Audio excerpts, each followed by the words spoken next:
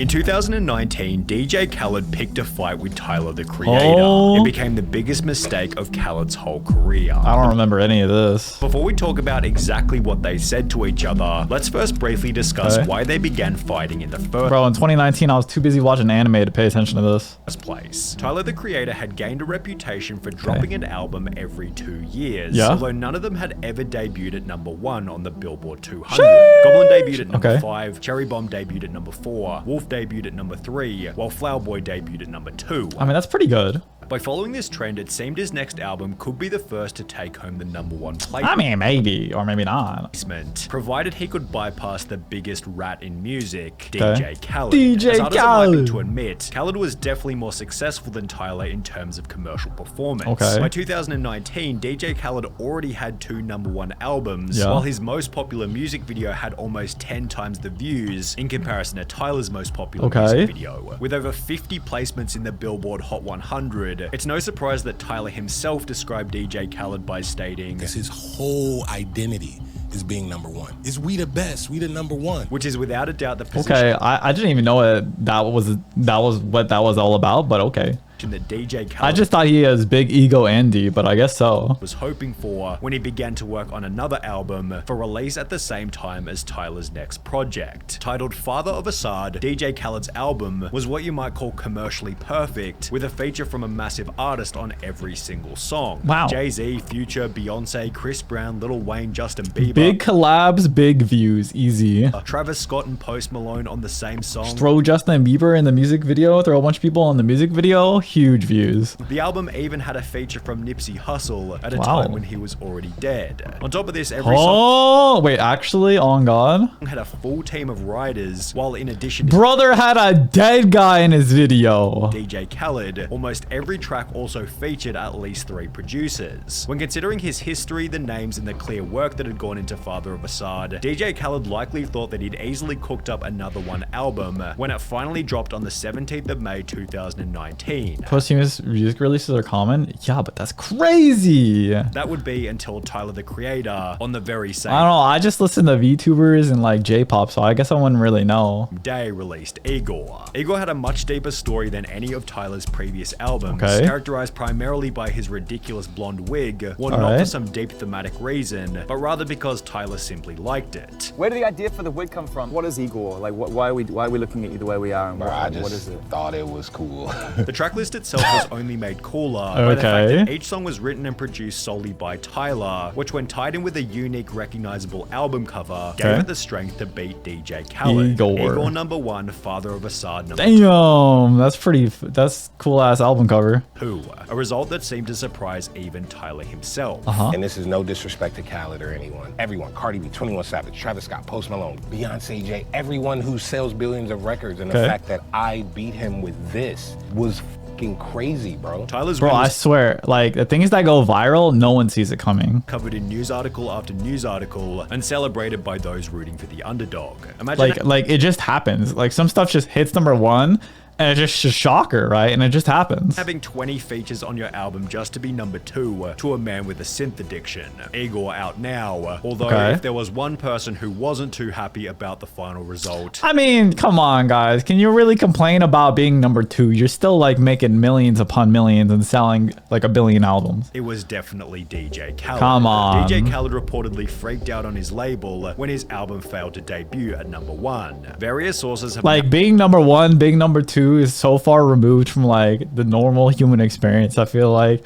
it's just like you're complaining about the problems you make up on your own, right? Now told Page 6 that Khaled stormed into his label offices and threw a temper tantrum upon learning that Father of Assad would debut at #2. Per one source, Khaled stormed into Epic with an entourage. He was angry and yelling. Yeah, some things just go viral that you don't really expect, right? And that's kind of part of it because like it's new. It's new, it's unexpected. You want to talk about it, you want to share it with your friends, right?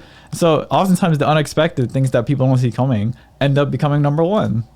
Another source Crazy. added this. He was furious. There was some nasty stuff said. Publicly, he's all about positivity, but there is a mean side to him that people don't see. He overhyped the record and blew it up as his biggest album ever, with this article prompting an instant response from the public in comments roasting DJ Khaled such as, just a thought here, maybe make music that doesn't suck. Sheesh. Who knew DJ Khaled had a vocabulary big enough to even express anger? Was about to say we the second best music, but somebody already did that. We the second best music. Then again, if there's anything I've learned from DJ Khaled, it's to take credit from other people's work by screaming something loudly. Yep. As DJ Khaled's temper tantrum began to go viral, he'd backpedal in the face of criticism by stating that apparently he was only annoyed at Billboard. DJ Khaled's reported anger about the sales of his album have nothing to do with the success of Tyler the Creator, which seemed to clear DJ Khaled of any wrongdoing until he'd post this video on Bro, this is the problem with creators getting jealous of other creators, is because other creators have a different audience from you, so you can't really criticize their audience liking the music because it's just different, right? Instagram story just a few hours later. I make albums so people can play it. Okay. You actually hear it. You know, driving your car, you hear another car playing it. You know, go to the barbershop, you hear them playing barbershop. it. You know, turn the radio on, and you hear them playing it. You know, it's playing everywhere. Brother, I don't want to hear people blasting music in the other car. You know, when I go to the barbershop, I hardly even want to hear music blasting in the barbershop, man. It's called great music. Okay. It's called albums that you actually hear the songs. Not no mysterious shit and you never hear it. All it It's, took bro, the last time I went to the barber, they had like lo-fi jazz, and my barber brewed me a coffee, and it was like the chillest experience ever, man. I don't need DJ Khaled going on in the background while I'm getting my haircut. was a single #2 placement for Khaled's facade of positivity to completely I don't need and that. utterly crumble. And I don't need no one taking videos of themselves in the shower, bro.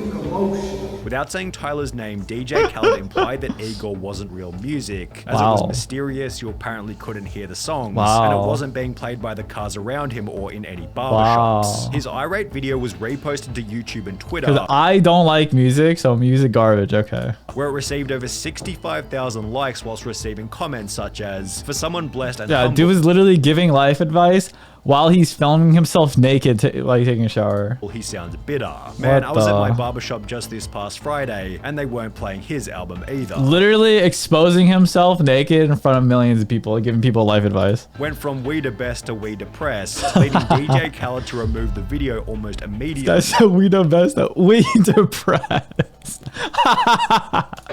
However, it was too late. Wow. Everybody had already seen it. The media began to weigh in Brother. on Khaled's bitterness by stating, what the DJ/producer/ not very inventive hype man seems to have missed though, is the fact that the exposure of a record is literally what This gets is what happens when you start talking shit or start focusing on other creators rather than just focusing on creating things for your audience, right? For your listeners, right?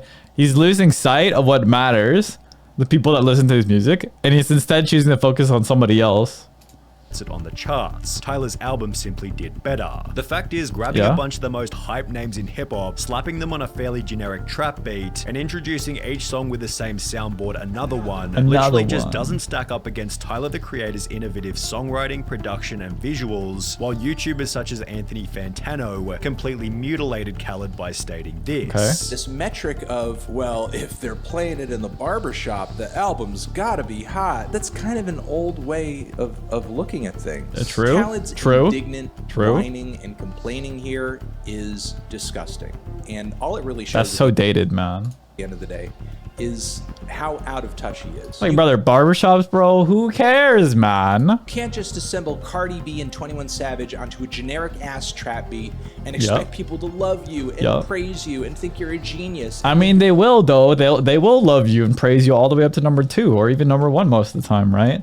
And if you lose #1 for a little bit, like, bro, who cares, man? You're amazing. Things Get became over it. even worse. Just shut up, stop complaining, and make the next album, like. down in the comment section, where one user highlighted, it's worth mentioning that when Tyler dropped Flower Boy, it debuted at number 2 behind Lana Del Rey's album by just over 1,000 units. Instead of being upset, he congratulated Lana and continued to flex his artistry even more with Igor, showing that Tyler acted humbly when placed in the same position. WWW, dude. Just praise the other creators, man, and then just go back and create more stuff. Therefore, everybody began to wonder, what was Tyler's response going to be back to DJ Khaled? Well, in the beginning, Tyler stated that he simply let that number 1 position speak, while using the brief window of opportunity to drive even more. Barbershop's literally blast the most unlistenable shit of all time, and you don't have the heart to say it because you don't want to piss off the barber and have him do you wrong, right, and fuck up your hair. So you just have to deal with it. Exposure back to his album. Wow, doing pretty good for some mysterious shit. Yeah, I am. Igor out now, with his Twitter exchange coming alongside a different response over on his Instagram. Rap media personality DJ Academics made a post reading, "Who had the better album to you, Tyler the Creator or DJ Khaled?" To which Tyler would continue his trolling by commenting, "Who TF listens to Tyler the Creator?" which was pretty much all he'd say until over 2 years later.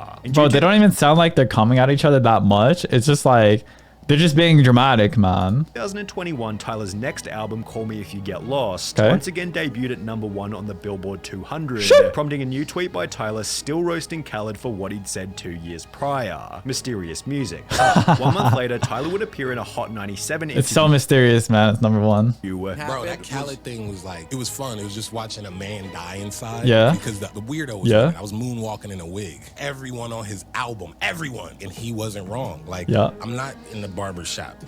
I'm not. But who the fuck cares if you in the barbershop? Like the club. I'm the not club. Skitty. I'm not in the back of the Maybach. So for some guy like that to kind of indirectly, shit's hilarious, man. That ain't real rap. That ain't real black music. That's what it felt like. However, this story actually has somewhat of a happy ending. DJ Khaled and Tyler the Creator squashed beef at Rock Nation's pre-game brunch, that's good. explaining that though Khaled nor Tyler didn't mention anything of it, the two posed for a quick picture together. I gotta admit, Tyler the Creator got some funny drip, yo. Appearing to confirm that there aren't any issues between them. And I'm all about it. The article referred to this picture posted to DJ Khaled's Instagram, and considering on the Hot 97 interview, Tyler said this: "It's no hard feelings towards him. What he's done, and he was an underdog too, and built his way up too from nothing, from pirate radio. So I do have some sort of respect for him. It's really no surprise. The problem is, like, even if you resolve the problem later down, like a lot of the time the fans never see the resolution, right? They only remember the drama, and so because of that, between the fan bases and the culture and the music industry, it causes problems for like years and years and years down the line, even if you try to fix it, right? So I don't know. Surprised that the two got together for a photo. Yeah, but it is what it is, man.